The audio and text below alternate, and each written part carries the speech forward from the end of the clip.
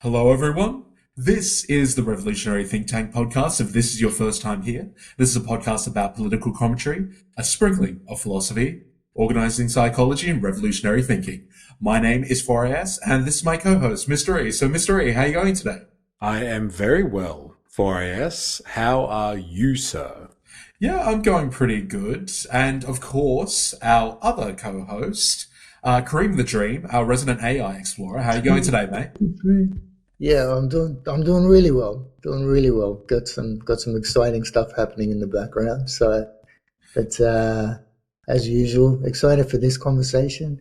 This one's weird for me because Yeah. it's both terrifying and exciting because like we'll talk about like all the shit that's wrong with it. But I've got an idea, like all my ideas, that I think could help it. It might not be significantly different from what's already out there, but I think that I think it might help solve the problem.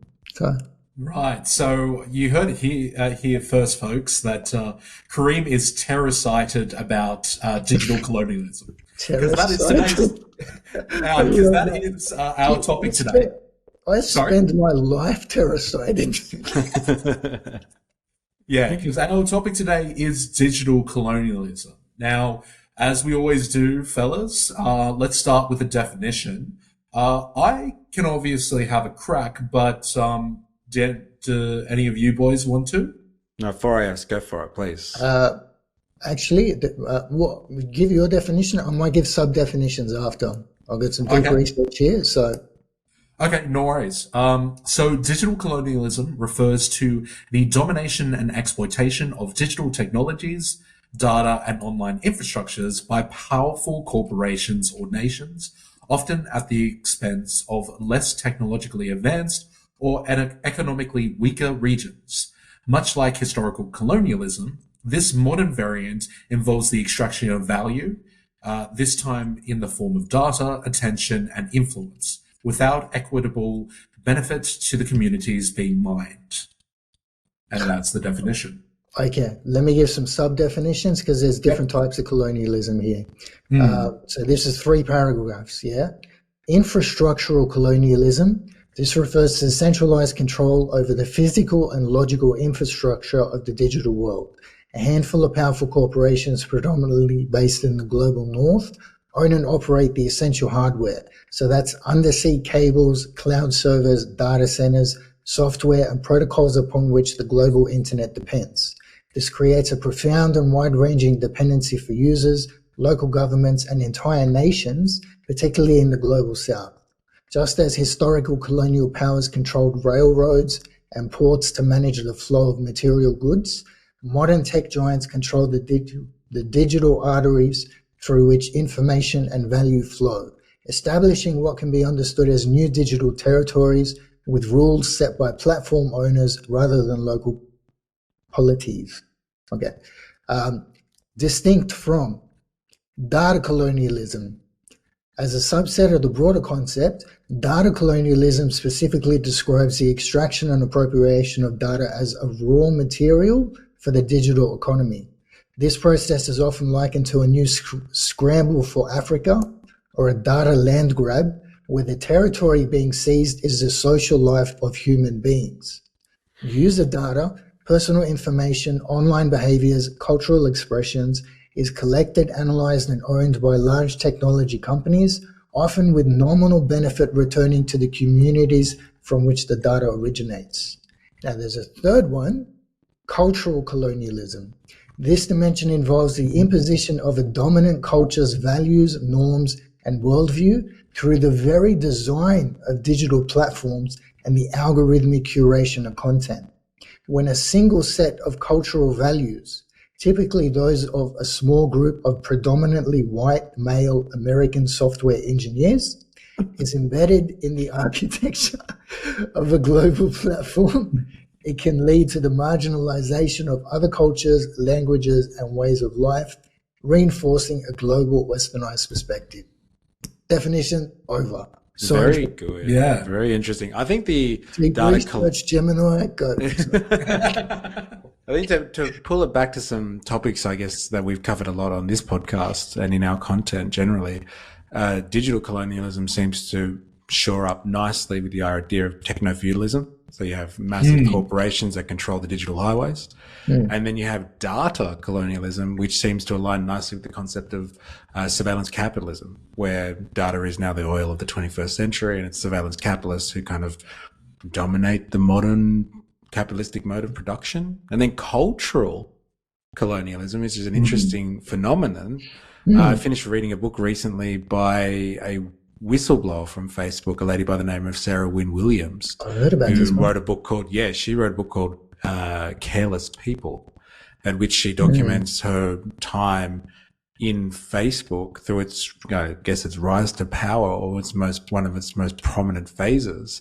And she speaks specifically about how the Facebook architecture, let's say, created by a bunch of Silicon Valley dudes, as you described, who have really controlled or created this platform for an English-speaking American audience. Once it goes to the global South, let's say, ends up being an agent of terror, because it's supporting dictatorships, genocidal regimes, and ethnic cleansing, because the architecture is not there, and they don't have support groups that can speak local languages to be able to stop, the dissemination of bad information kind of thing. So that's interesting that you bring cultural colonialism into it. This is where it gets difficult, because sorry, did I cut you off? No, all I was going to say is you were bringing up obviously techno-feudalism and also surveillance capitalism, and I was just generally curious, Mr. A, maybe but before we go on to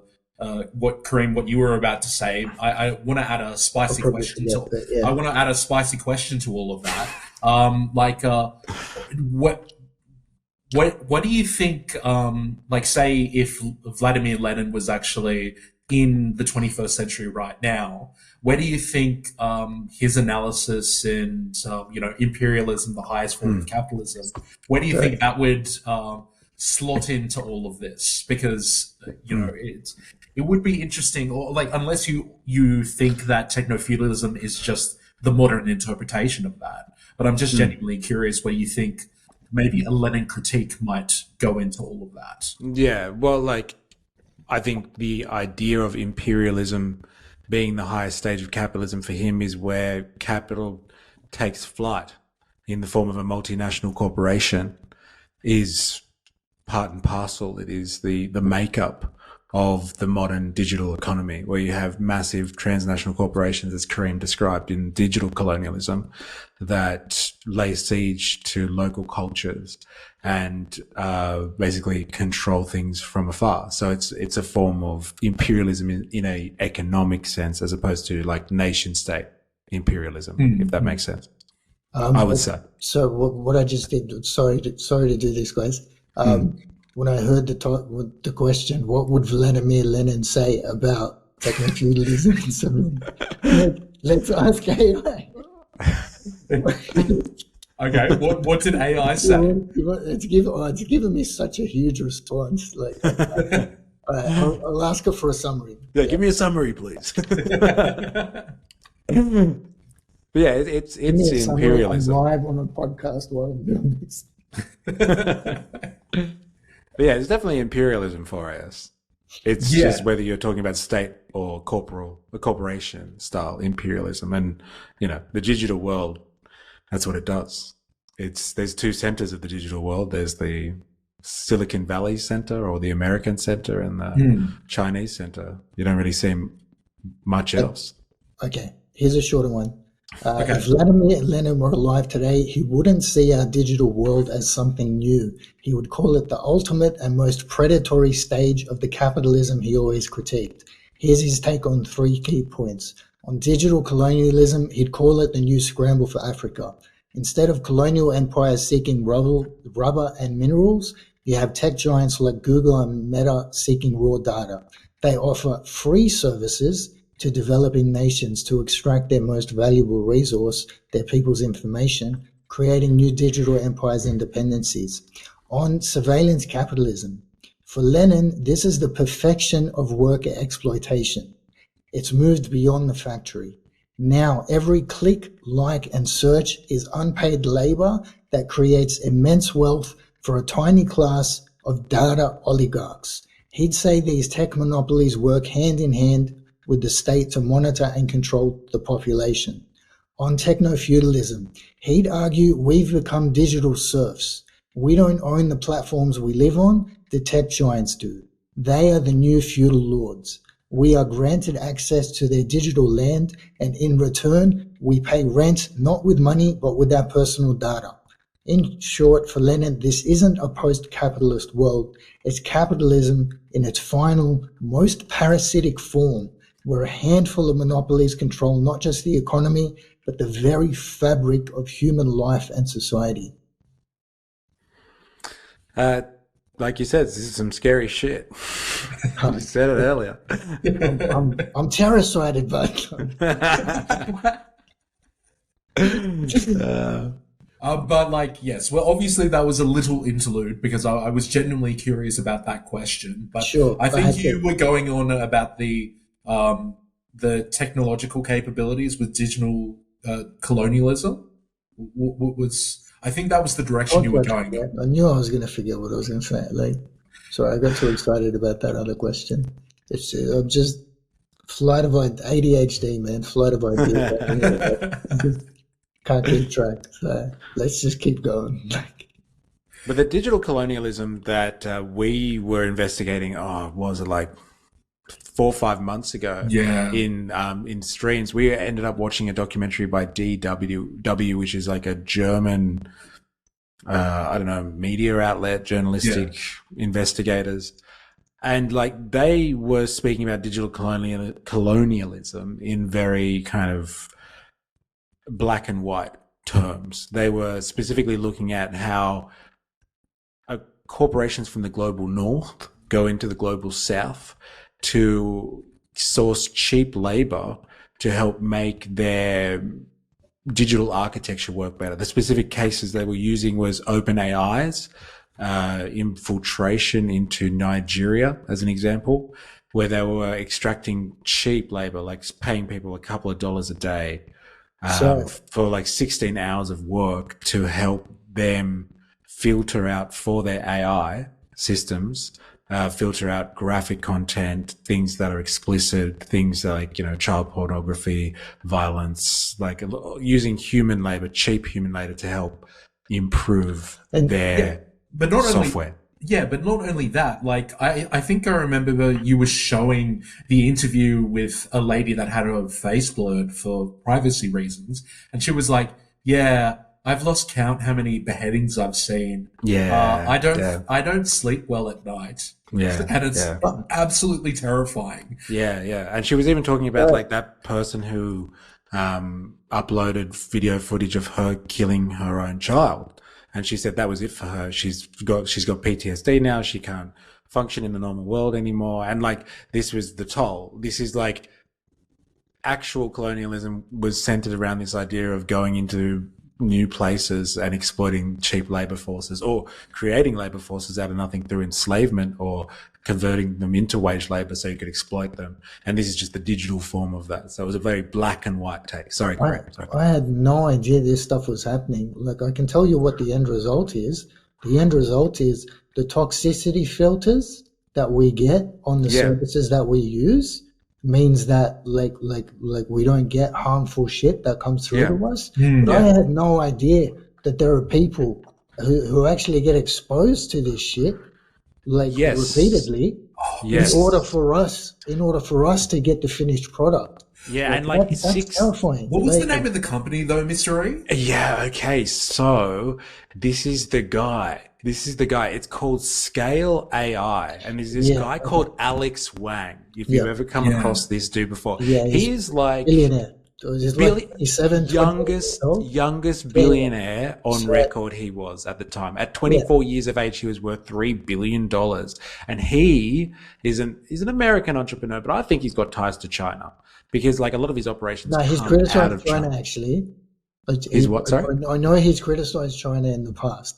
Yeah, but Yeah, okay. Yep. Sorry. I take your point. What does that actually mean? But Yeah. like, Yeah, but like, look, I think he's got some type of association with China because a couple of his branches were coming out of China, and that's how he was able to set up his global operation. And so the Scale AI's role in the global digital race to develop better AI software, especially LLMs, from what I understand, is yes, you need to be able to train them up on what is acceptable discourse and what is acceptable things to filter out of conversations, because people are going to ask you some nefarious stuff.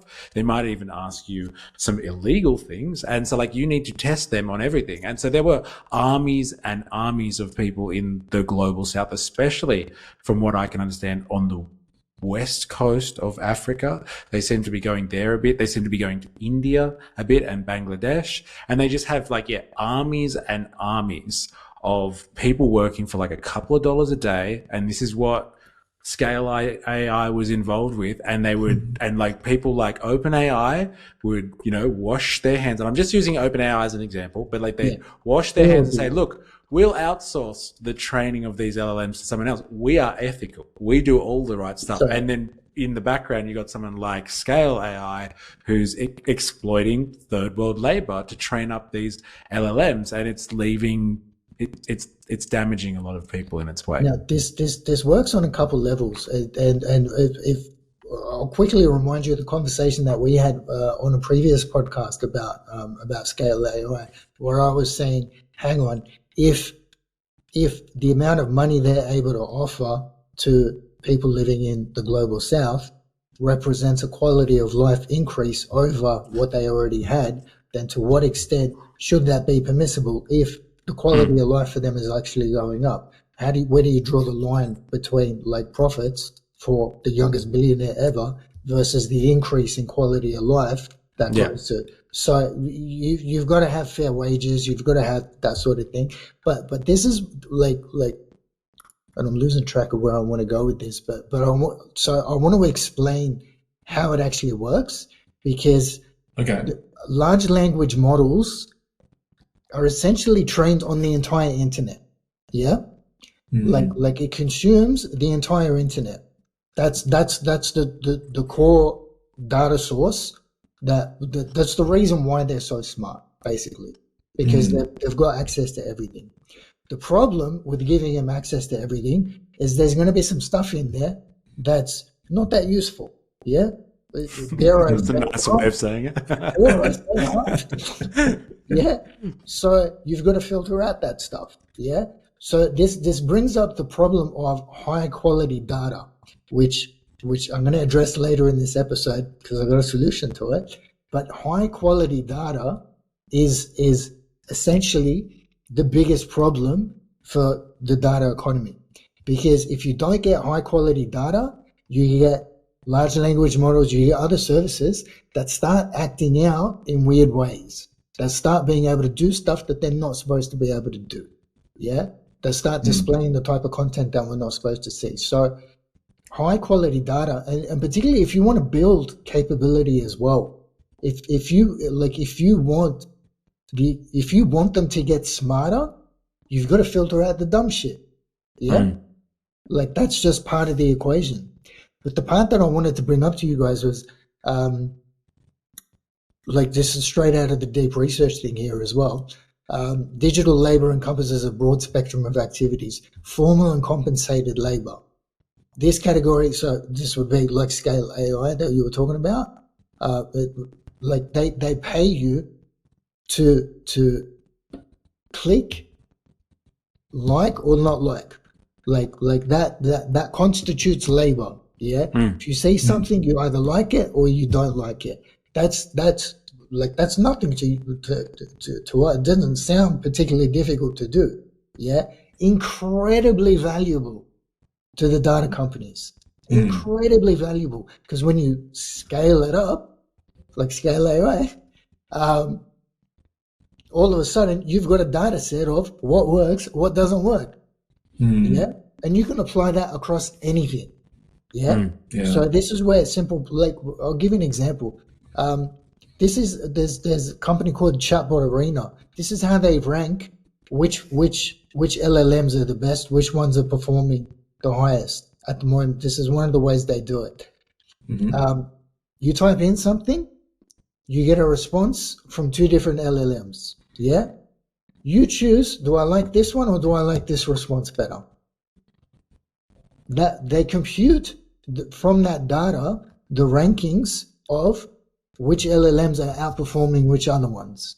Yeah, and that gives them an entire system by which that they can evaluate which ones are getting better, which ones are getting worse, how are the rankings changing. This is the stuff that change. Like, is it actually getting smarter?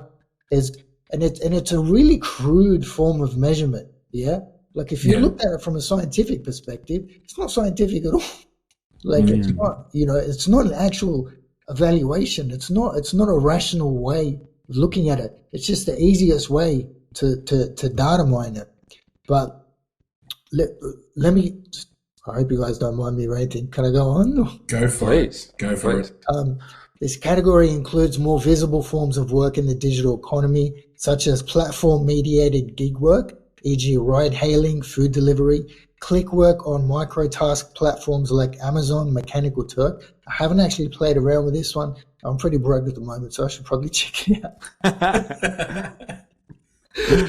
And professional work like coding and platform development. Even here, workers are often classified as independent contractors, which limits their access to traditional labor protections and benefits. That's an incredibly important point. You don't have to pay super. You don't have to worry about worker rights. If these guys are all independent contractors, you don't have to give a shit about them at all. Yeah. Informal and uncompensated labor. This is the more provocative and central aspect of the thesis. It refers to the myriad value-generating practices that are often hidden or obscure. The most prominent example is user-generated content on social media platforms. Every post, like, share, comment, and review is a form of unpaid labor that creates the content and engagement that platforms monetize through targeted advertising and data sales. Users perform this labor in exchange for the implicit payment of access to the service or social connections, creating a new and deeply obscured form of value extraction. This is the free labor that theorist Tiziana Terranova identified as a fundamental component in the creation of value in the digital economy. Other forms include the volunteer moderation of online communities and the passive provision of data through every click and search query. So the volunteer moderation stuff, that goes back to the toxicity filtering, yeah? If I put a record of, did you remove this comment or didn't you remove this comment, if I've collected that data at scale, I can start to figure out, okay, we want this type of stuff, we don't want this type of stuff. And the part that just started irritating me right now on this podcast is after you were talking about this woman that saw beheadings, yeah, is that the the companies claim credit for their toxicity filters, yeah. Yes. Like they claim like an ethical, they claim to be ethical. They claim the moral high ground for having these toxicity filters. And I didn't actually realize the cost of getting those toxicity filters is fucking PTSD for some people. Yeah. And really, we kind of deal with these concepts in other aspects anyway. Like, I've talked on a previous podcast about all the stuff I have to do with work with carbon accounting. Like, one of the major buzzwords, like with, measuring your carbon and everything is, greenwashing. You want to make sure that you're not saying that you're carbon neutral or saying that you've reduced your carbon when you haven't actually been doing that. You haven't measured correctly and that sort of thing. So I guess the greenwashing equivalent. Sorry? The measurement problem again. Exactly. So the problem, I guess, to kind of join those two concepts together, the problem here is that I guess data, especially in those toxicity filters, the greenwashing of labor is happening, where they're saying we're nice and ethical. How brilliant are we? When really they're getting, third world or developing countries, laborers, or working people in order to sift through this data, and really the value is being hidden underneath brilliant innovation. Yeah, so that it's. I was going to say disappointing. It's fucking outrageous, but yeah. It's fucking outrageous. Yeah. Because it's specifically exploitative. Because they could do this at home. Like a lot of the companies that have benefited off this, Meta for all of its social media platforms, OpenAI for its large language model service provision. Which is, now being rolled out to companies everywhere, and they're making top dollar off it. That could have been done using American workers at home who would have had, because they're in America, access to labor laws existing. They would have had the right to unionize enshrined in law. So they would have fought for better conditions, and they would have been paid properly. But these people knew that, this is scale. Hence scale AI. I'll borrow your pun there. They need this done in large quantities. And so, where else do you go? Find the cheapest labor possible. And this is damaging work too. This is potentially stuff that causes long-term damage to people. And who's more exploitable and disposable than cheap labor from the global south? That's a hallmark of colonialism. Can I just say that? I'm going to push back on this one, but because in terms of let's create American jobs versus let's improve the quality of life in the global south, I feel like the priority should be if we've got an opportunity to get more money flowing into countries that actually need more money, then that sounds reasonable to me. But that's still exploitative. It's I get that it's still exploitative, and we could do better in terms of actually getting people paid more for the stuff that they're doing. Because to me, the ratio of, and the reason why it's not happening in America, this is an economic thing, yeah? The reason why it's not happening in America is because they would demand a higher price for it, yeah? This is why Australian manufacturing in Australia, has taken a bit of a nosedive, because the conditions that our workers would need, the conditions that they were willing to settle for, I'm going to sound horrible saying this, but they demand a higher standard of being treated fairly than will happen in other countries. Those countries are being look, I'm just happy if there's food on the table. So the manufacturing is going to go to those countries, because the manufacturers coming out of those countries can produce cheaper goods now. This is how globalism works. They pass on the savings to the customer, and what happens is we buy the cheapest stuff. We're why would I buy Australian made if it's going to be more expensive and the same quality as the stuff that I can get out of Bangladesh or whatever? But let me hone in on that, higher standard of living point that you were kind of making, because I kind of want to Uno reverse your Uno reverse, because there's actually real world examples where things could be a higher level or higher standard, where companies, especially small, SMEs, small companies, are being pressed on the boot in digital colonialism, underneath these big Western companies. And I researched some examples, and they're quite interesting. For example, one of them was the local startups in Africa using foreign cloud services. Many African startups rely on the cloud infrastructure provided by Amazon Web Services, Google Cloud, or Microsoft Azure. These These platforms store data in servers located outside the continent, charges fees in USD, making services expensive due to the currency exchange rates, and offer limited local support or customization for regional needs. That results in the local companies becoming dependent on foreign infrastructure, unable to build or control their own digital ecosystems, and this stifles innovation and reinforces economic inequality. And I've gotten examples like from Filipino media outlets in Facebook's It's.org. I've got another one with Latin America with SMEs and the What's Up data policy, where they basically change the data policy on a whim, and basically they couldn't give consent by pressing the terms and conditions. Otherwise, they either lose their WhatsApp service, or you lose access. Yeah.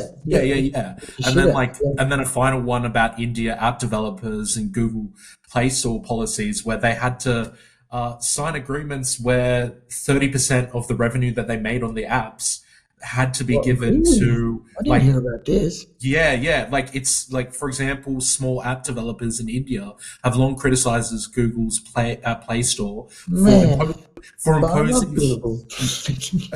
imposing high commission fees up to 30% on in-app purchases, arbitrary app removals or policy changes, lack of localized support or dispute resolution, and the impact is local developers struggle to compete or scale, while Google profits from their innovation and user base. Yeah, okay, that's a fair call. Let me put it out there, out of all, because I spend ages playing around with these different services, and even fucking the ones that piss me off the most, the ones that I think are the most exploitative, Amazon and Meta. Yeah, calling them out. They're the ones that I think engage in the most fucking bullshit when it comes to exploiting data practices. And it sounds like Scale AI is probably right up there as well. But they're outsourced company. It doesn't matter. The guys that the people that I trust the most out of all of them is Google. So to hear stuff about Google, with doing these kind of exploitative practices, not happy about it. But the truth is, across the frontier model, large language models, the big AI companies, yes, they're probably doing some shady shit when it comes to data, but I think they're actually doing a better job in general of being a bit more ethical, a bit more responsible about it than you people like Amazon or Meta. Yeah, because corporate culture has a huge influence over this stuff. Yeah, it's pervasive throughout the entire culture. What metrics you're actually chasing, how much how much the bottom line actually matters. But both of those statements can be true. And what I mean by that is both the statement that Google, the Google Play Store was exploiting the Indian app developers.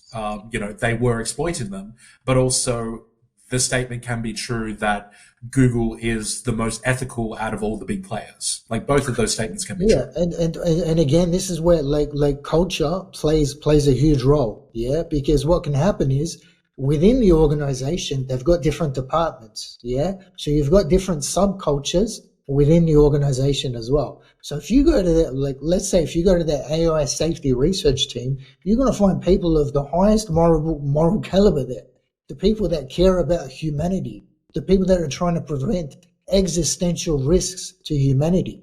Now, if you take the same company, if you go to their ads department,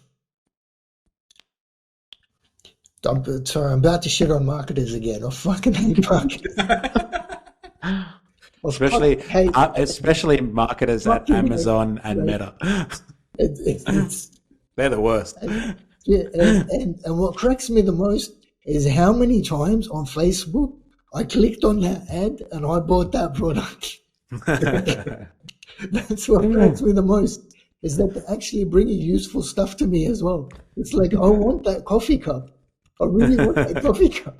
Let me just run you through the like how they actually do it, the mechanisms by which they're scraping it. So I'll give you a couple of definitions here. Web-based tracking mechanisms.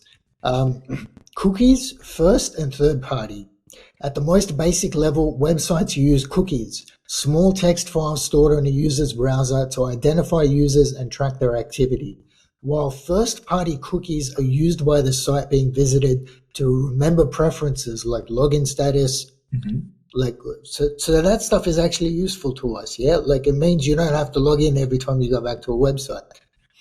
Third-party cookies are set by a different domain. These are the primary tools of pervasive cross-site trafficking, allowing advertising networks and data brokers to build comprehensive profiles of an individual's browsing habits across the vast majority of websites they visit. Now, third-party cookies, this is where it gets interesting, yeah?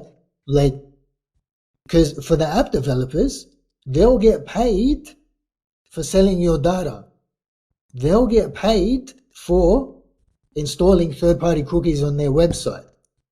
That's what makes this whole thing like so complicated to try and track, because these guys will take your data, they'll improve their own product with it. Yeah, sure, they'll do that stuff, okay? But by allowing the third-party cookies in, they're not just looking at the one website, they're now looking at how you behave across websites.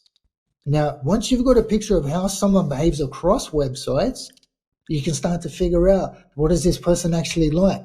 Like, what are their preferences? What kind of shit are they into?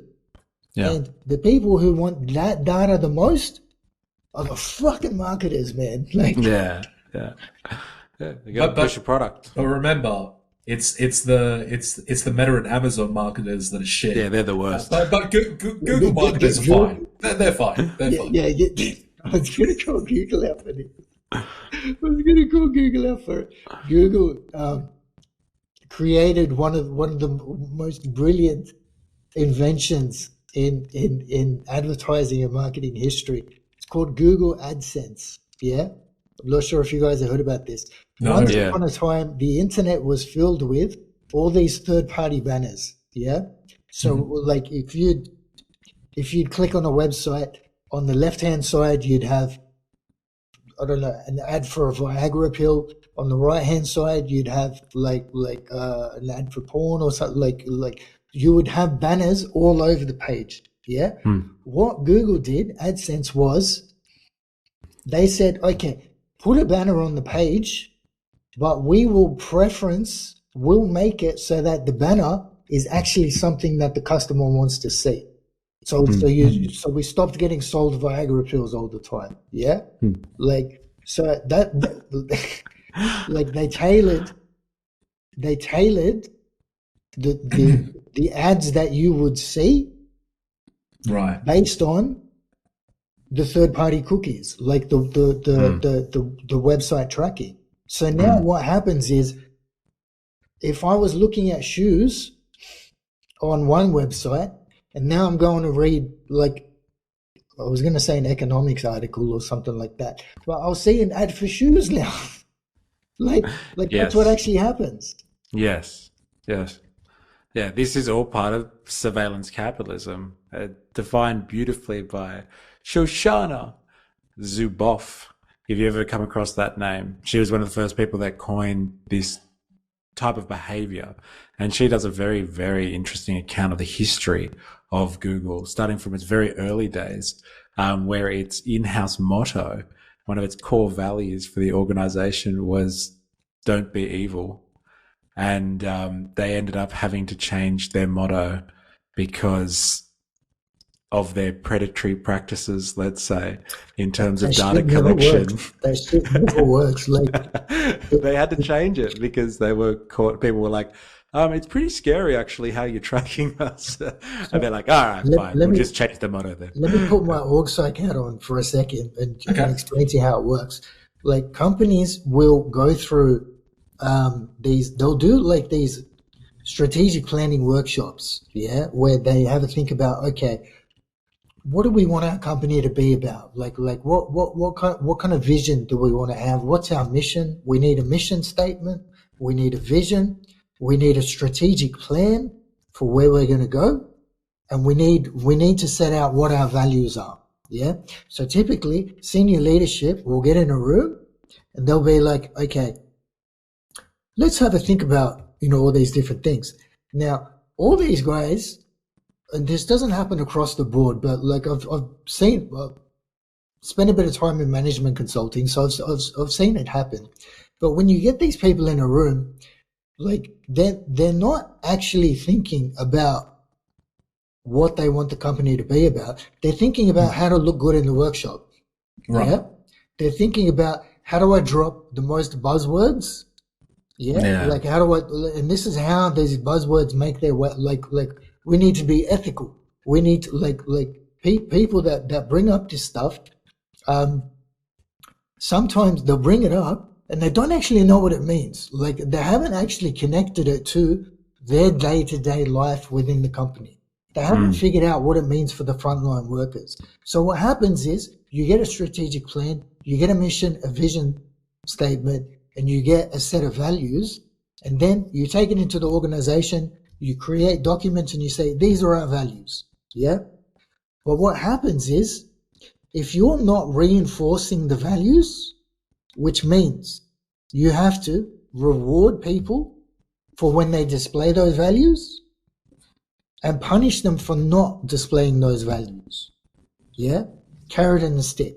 It's unfortunate that we still work like that, but like culture trumps all of this stuff. Because culture is ultimately what dictates like who gets promoted. Yeah. Yeah. So like this is where like key performance indicators come into it as well. Like what if let's say there's a call center. Yeah.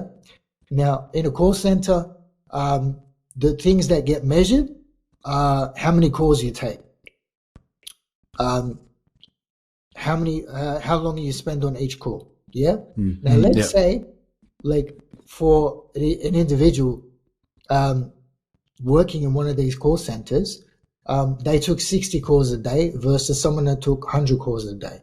Yeah. The guy who takes 100 calls a day shows up on management's radar. Yeah, because they're seen as one of the top performers. Yeah, this guy took 100 calls a day. He must be more productive. Yeah. What sometimes they're not looking at is the person who spent an extra 5 minutes on the telephone giving better customer service to someone, because that stuff doesn't get captured. Yes. So what gets measured? Quality. Yeah. So what gets measured gets managed. Yeah. That's a famous quote from Peter Drucker. And it comes back to the measurement problem again. You've got to be specific about what you're measuring. Culture is a little bit different, because culture is about what gets rewarded and what gets, okay, let me frame it a different way. What makes people happy? What makes your managers happy? What makes you more likely to get promoted? And what behaviors are frowned upon? Yeah. So if I don't have a good example of something that's frowned upon, but like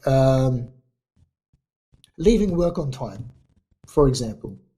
Like if you leave at 5 o'clock on the dot, there are some places in which technically you're allowed to do that. Yeah. Like it's a 9 to 5 job. It's 5 o'clock. It's time for me to go home.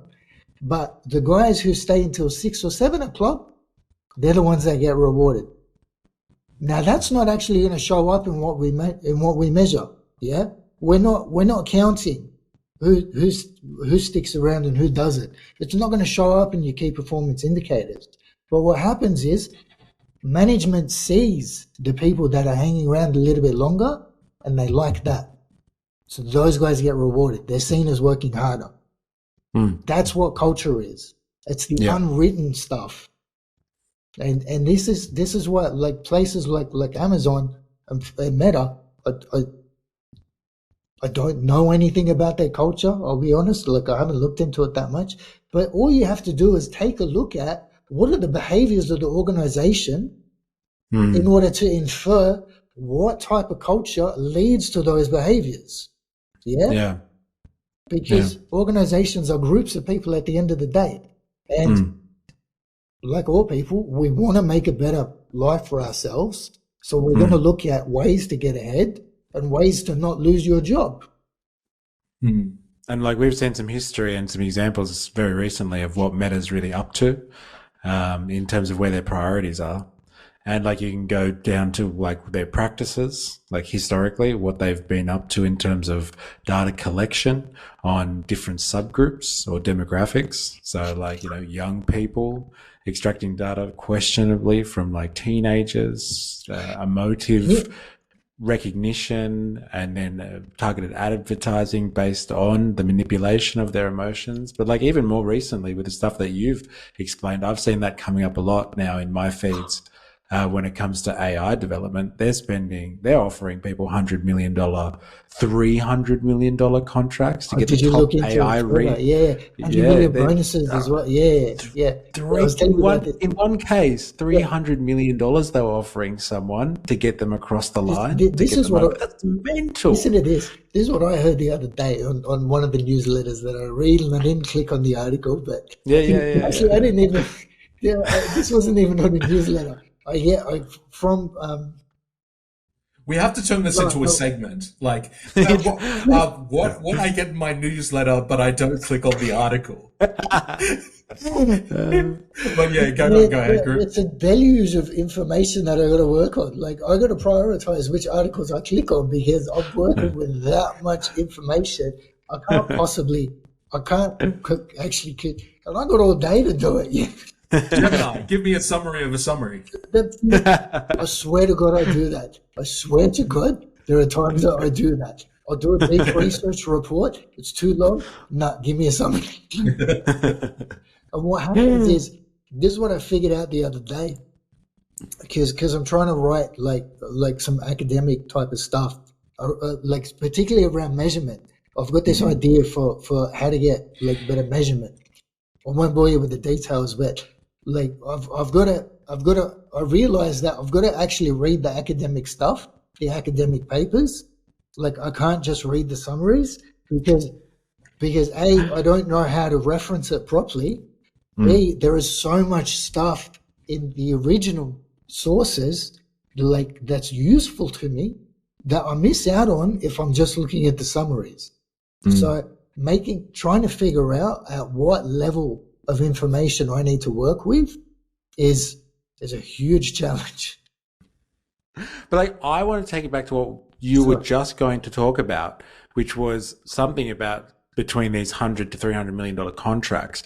If we can dial that back again to where we were before, when we were talking about potential digital colonialization practices, which is the exploitation of third world laborers, because they are cheaper, they're not unionized, they don't have labor laws and protections, they don't have a strong government there to protect them either.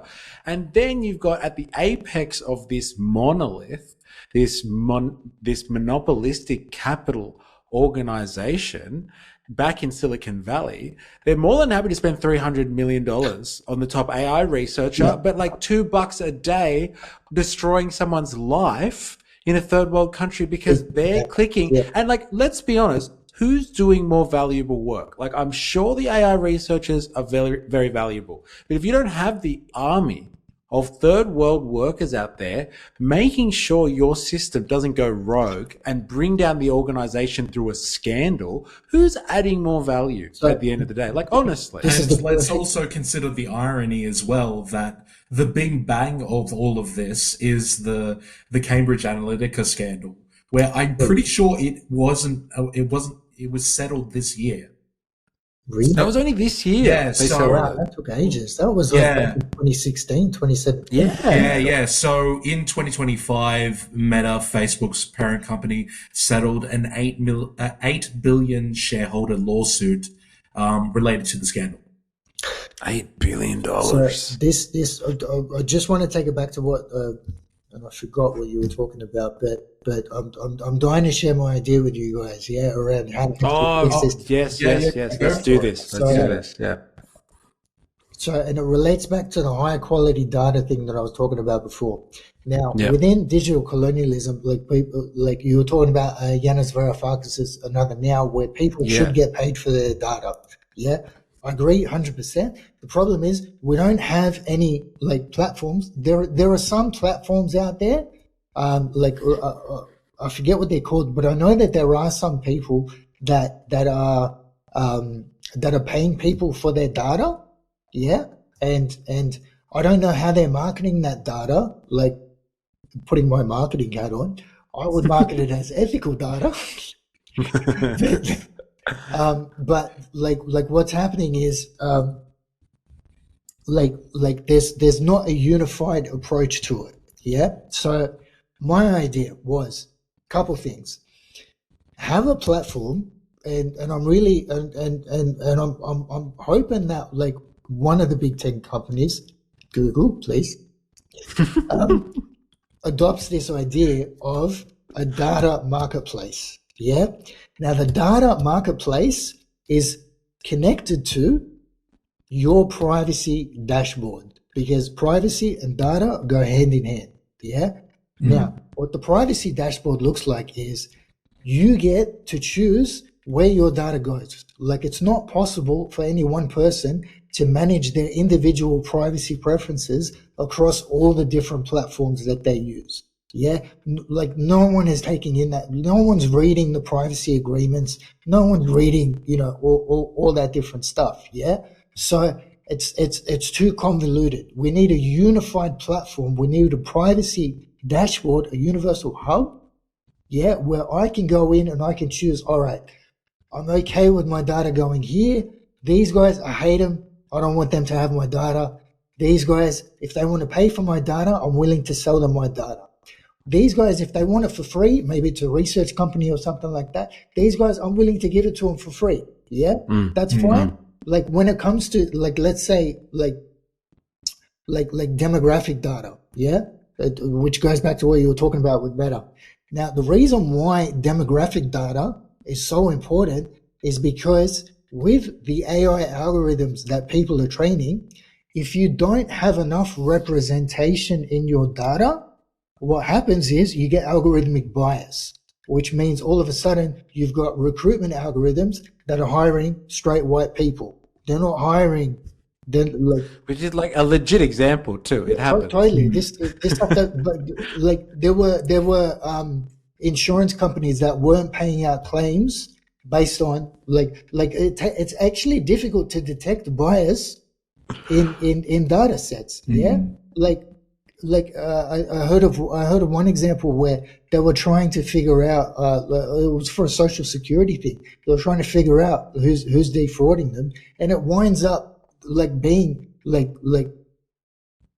this might sound controversial, but it might wind up being people from one demographic that get unfairly targeted by this algorithm. So all of a sudden you're like, hang on, why is it all of us that are paying the price for this stuff? Now, the reason why it happened in the first place is because they're using AI algorithms, but they didn't have enough representation in their data. Yeah. So part of my idea for the data marketplace is you go on and you specify, these are the communities that I belong to. Yeah. This is my ethnicity. This is what I do for work. This is the stuff. And that way we can make sure that if someone is lacking like representation from a specific group, they can go to the marketplace and supplement their data to get rid of the bias in their algorithm. Yeah. So this is how we get representation in data. Now, the best part of this idea is that we need higher quality data anyway for the AI algorithms to be able to get smarter. Yeah. The biggest limitation on what's on the AI intelligence is the quality of the data that they're getting. Now, what happens when you start paying people for their data is they start being willing to sell you more data. Yeah. So the idea that I had was, if we want to collect specialized data, we've got to make it easier for people to do that. And the example I was giving you guys before the show was around, say, legal reasoning. Yeah. Now, if I've got some spare time on my hands and I'm a lawyer, okay, and someone's looking for data on legal reasoning. Yeah, I'm just using it as an example, but this could be applied across any profession, across any skill set. Yeah, but all I have to do is get a microphone, have a look at a legal document, read the legal document, and think out loud to a microphone so it captures my thought process as I'm going through the document. Yeah, so at the end of it, I've got data on what legal reasoning actually looks like. Yeah. Now, enter someone like Scale AI, right? Hopefully not them. Let's get someone more ethical to do it. Enter someone who actually is looking to build a legal reasoning AI assistant, and all of a sudden you've got a treasure trove of data for them to build their AI algorithm on. So the companies, they get better quality data by paying for it. Yeah. Yeah. And not only that, by going to the marketplace, what happens is you can ensure that the data you've got has been ethically sourced. Yeah. You can ensure that people actually said, I'm okay with this data going out. Yeah. Now you run the risk of some people being willing to sell their souls to get more data, but what happens is you're still going to get paid. The quality of life will still improve across the board for people that are willing to sell specialized data, as long as they're getting paid for it. So what you're describing, if I may be so bold as to try and encapsulate it in a few statements, is a scenario, a marketplace, if you will, where people can exchange their goods or services, in this sense, their data for a price. So somebody else, maybe a service provider or a conglomerator of said data, can come and turn that into another commodity for exchange also on the market. But I think we have a name for this system already. It's called a market system of exchange. And right now, what we have, just to top it off, right now what we have is that same type of data collection, but it's done by scraping data off people. So I refer to the current situation, just so you know, as data slavery. Okay. Yep. As opposed to what you're describing, which is like a marketplace where you get quality because people are being paid for their data. I understand what your reservations are around, like. No, it's a good thing. What I'm saying, that's a better thing than what we got at the moment. We've got slavery as opposed to an exchange system. Yeah. So it's still a quality of life improvement for everybody across the board. Yes. Like to get access to, and here's the thing, like the companies themselves, not only do they get better data, they get better data from it. Yes. Like we get better products because they get better data. Now there are companies which is that's the thing about market systems. They're supposed to do this. They're supposed to make quality of life better for everyone. The consumer, the producer, the end user, like whatever. That's what it's supposed to be about, lifting the quality. Now, and this is the beauty of the market economy as well, is because people vote with sorry. But what happens is the people who don't use ethically sourced data, the market puts pressure on them to go to the marketplace and get ethically sourced data. And see, this is why I'm saying big enough.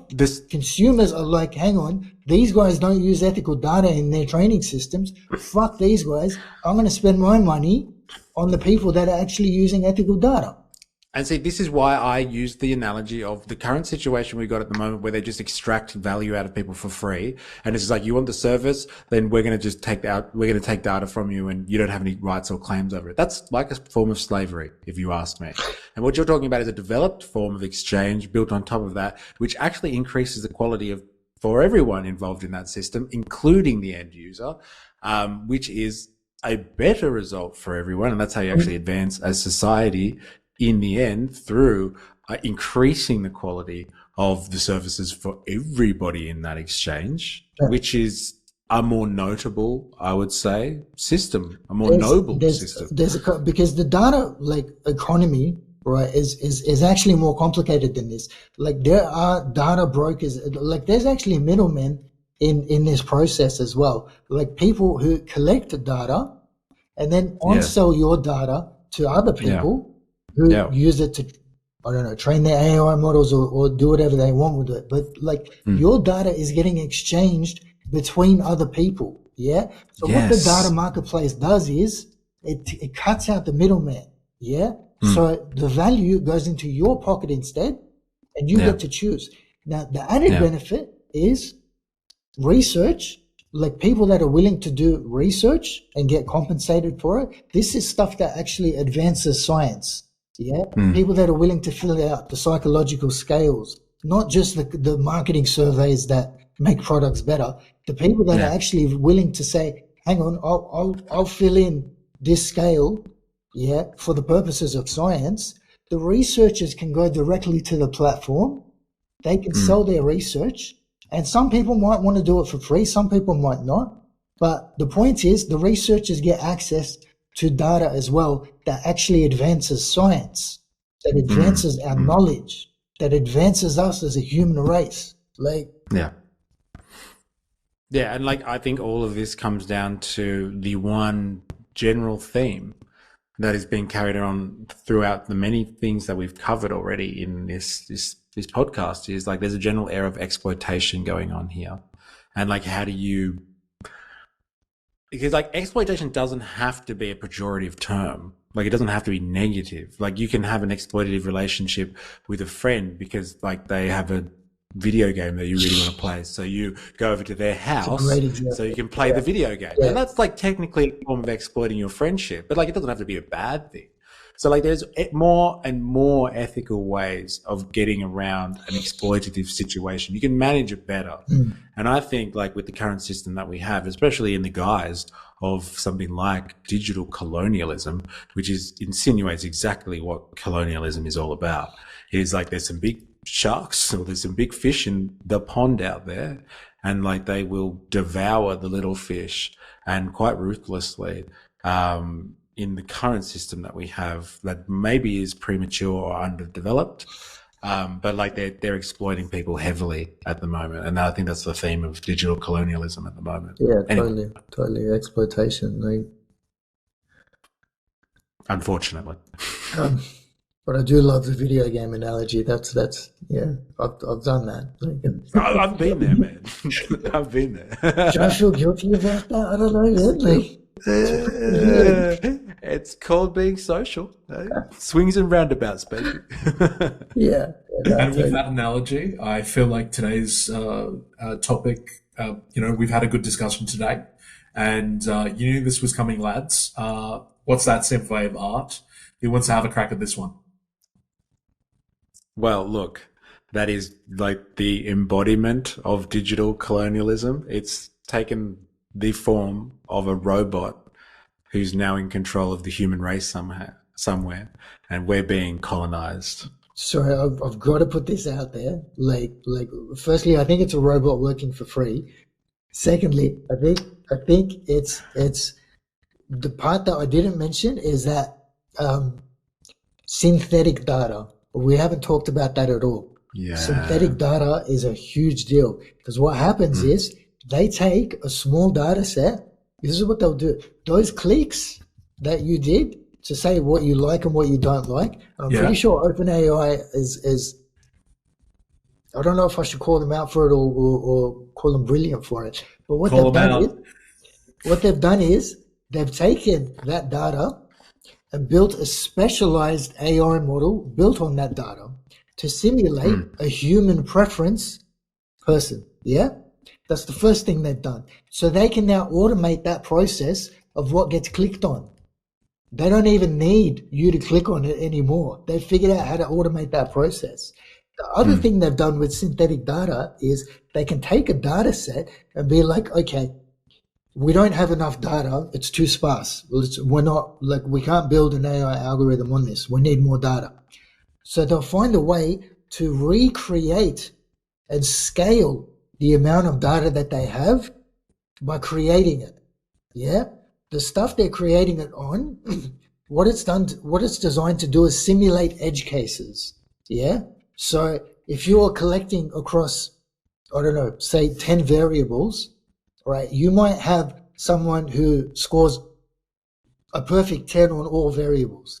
Yeah, it's highly unlikely that you're going to get someone who, but the benefits of synthetic data generation is that you've now got a data set that if you run that process of automation a million times, it's going to show up at least once. Yeah. So this is the kind of stuff that is designed to reduce bias in data, but it goes beyond digital colonial, because it says, fuck you, I don't even need your data. The people. I can automate what you do with a small amount of data, which fucking sucks. But goodbye humans. Yeah. That's insane. Like it's like they don't use the large language models to do this automated stuff. Yeah. They build smaller models that are specialized. So they've chosen the highest quality data that they can get to build these AI automated models. That's why it's all about high quality data. And the thing they're not realizing is if you actually pay people, you'll get the best fucking quality data you could hope for. You'll get better systems than you could hope for. ASI coming later. 4AS, Yes. I'm dying. Yeah. I'm dying to know. Tell me what the prompt is, please. Can you say your guess again? Robot working for free. No, Mr. Reeves. It's the robot who's now controlling humanity, I guess. He's colonizing humanity, working from home. Bingo. No way, really? Yeah. Like that effectively was digital colonialism. Yeah, you said it perfect before. Whatever you said, I was like, holy shit, he actually got it right. Wow, no way, the first time. Normally I'm really off. But yeah, like it was about digital colonialism and how the robots and the AI were controlling people via data slavery. Yeah. Interesting. Very interesting. And with that perfect guess, thank you everyone for tuning in today. And again, thank you, Kareem. We did enjoy another one of your TED Talks today. So thank you. Yeah. Thank you. Sorry, guys, I ranted a fair bit. I get excited about these things. I'm sorry. And remember, everyone, to keep thinking and keep learning. And to sign us off, I will give it to you, Mr. E. Thank you very much, 4AS. And yes, thank you, Kareem. Appreciate indulging us today with some very, very interesting. And to all of you out there, please remember, I am, you are, we are a mystery.